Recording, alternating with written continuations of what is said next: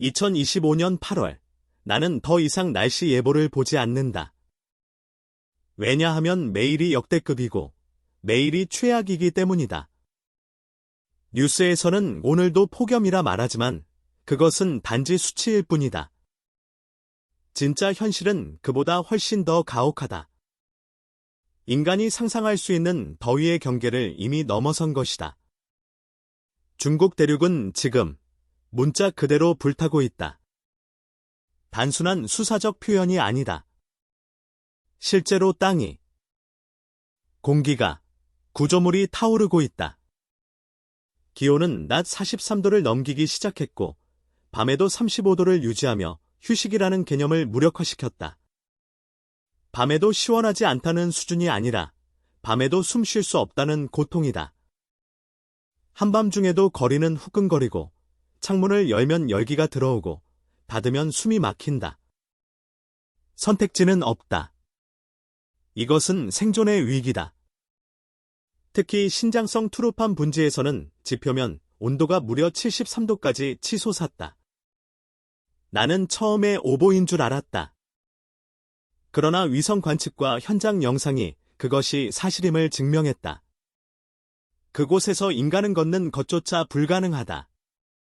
발바닥에 신발창이 녹고 땅은 거대한 프라이팬처럼 사람을 거부한다.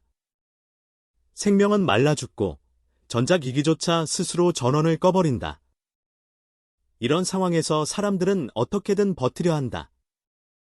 상하이, 우한, 베이징을 포함한 대도시에서는 사람들이 지하철역으로 몰려든다. 기차를 타기 위해서가 아니다. 단지 에어컨 바람이라도 맞기 위해. 실제로 몇몇 역은 냉방 대피소로 지정되었고 매일 수천 명이 줄을 서서 입장을 기다린다. 지하철 개찰구 앞에 서서 바람을 맞는 사람들, 그들은 체면도, 거리낌도 없다. 이제 살아남는 것이 전부다. 특히 충격적인 장면은 동북 삼성에서 일어났다. 과거 여름이 짧고 시원하다고 알려진 이 지역, 그래서 대부분의 주택과 기숙사에 에어컨조차 설치되지 않은 이곳이 지금은 가장 뜨거운 지옥으로 바뀌었다. 학교는 임시로 도서관을 개방해 학생들을 재우고 편의점과 슈퍼마켓 복도에는 텐트가 줄지어 설치되었다. 어떤 대학생은 냉방을 위해 호텔에 묵는다고 말했지만 그것은 사치다. 대부분은 얼음을 그릇에 담아 선풍기 앞에 두고 만든 즉석 냉풍기에 의존하며 견딘다.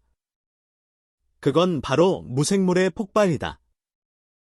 나는 최근 몇 주간 중국 SNS에서 반복적으로 떠도는 한 영상을 잊을 수 없다. 뙤약볕 아래 주차된 차량이 갑자기 엔진룸에서 연기를 뿜더니 몇 초 후 펑 하고 폭발하는 장면이다. 그것은 사고가 아니었다. 자연 발화였다. 차량의 연료 탱크, 타이어, 엔진 오일. 어느 것 하나도 이 열기를 견디지 못했다. 스촨성의 한 가족은 자신의 차가 마당에서 불타오르는 걸 멀리서 바라보기만 했다. 그저 놔둘 수밖에 없었어요. 갑자기 불이 났어요. 마치 누가 안에서 불을 질렀던 것 같았어요. 남편의 그 말은 아직도 내 뇌리를 떠나지 않는다. 더 끔찍한 것은 건물들이다. 소방서는 하루에도 수십 건이 이상 화재 신고를 받는다.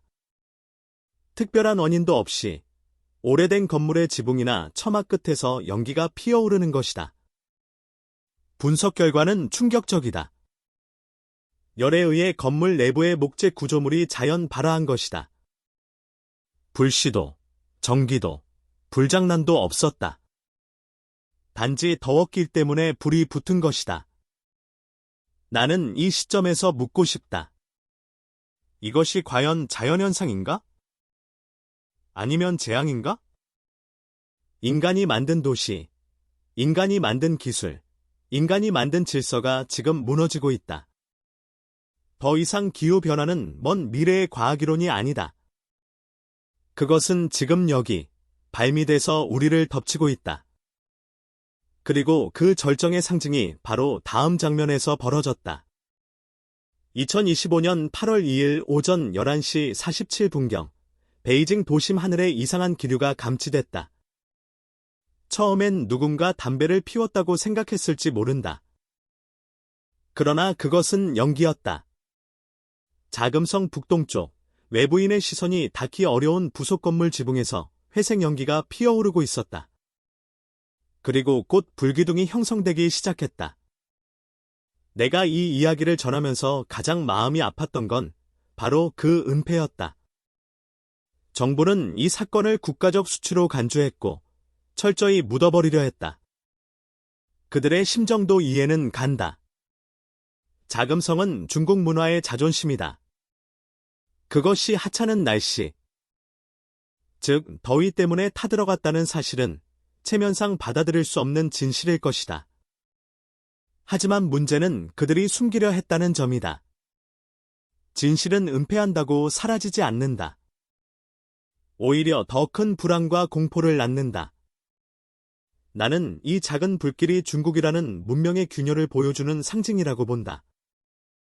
영원할 줄 알았던 것, 절대 타지 않을 줄 알았던 것이 단지 덥다는 이유로 스스로 타오른다.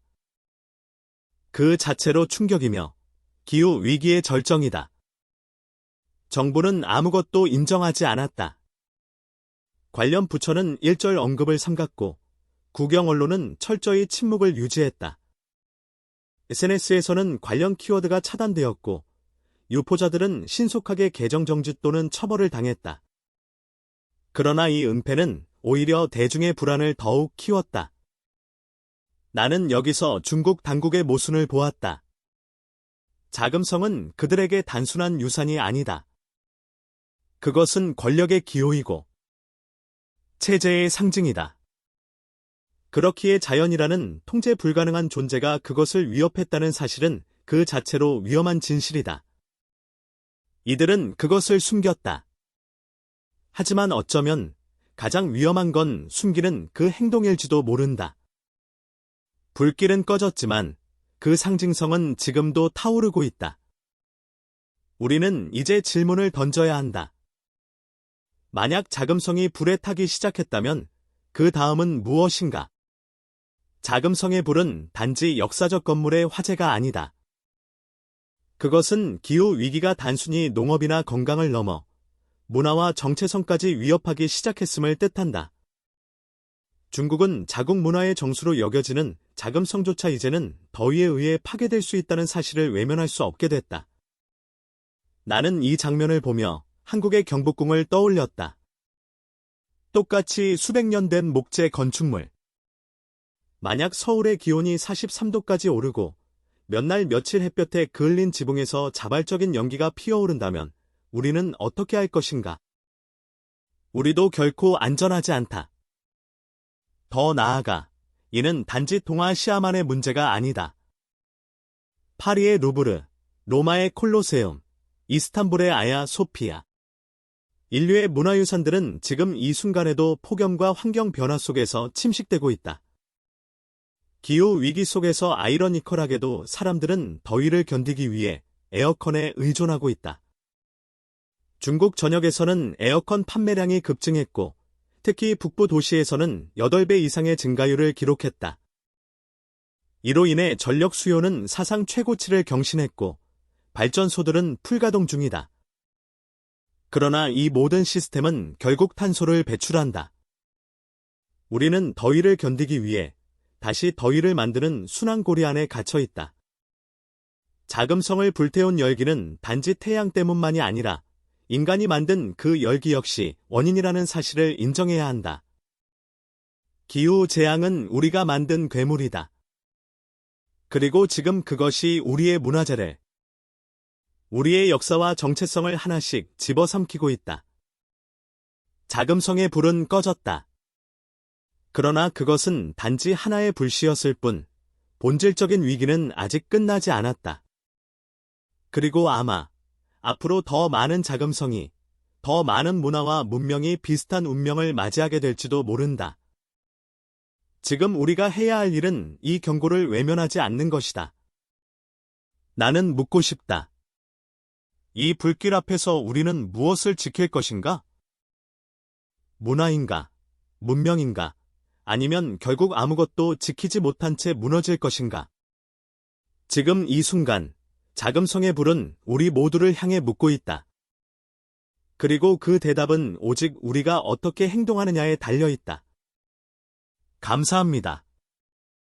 지금까지 영상을 시청해주셔서 고맙습니다. 이 영상이 경각심을 불러일으켰다면 좋아요와 구독 부탁드립니다. 다음 영상에서 또 뵙겠습니다.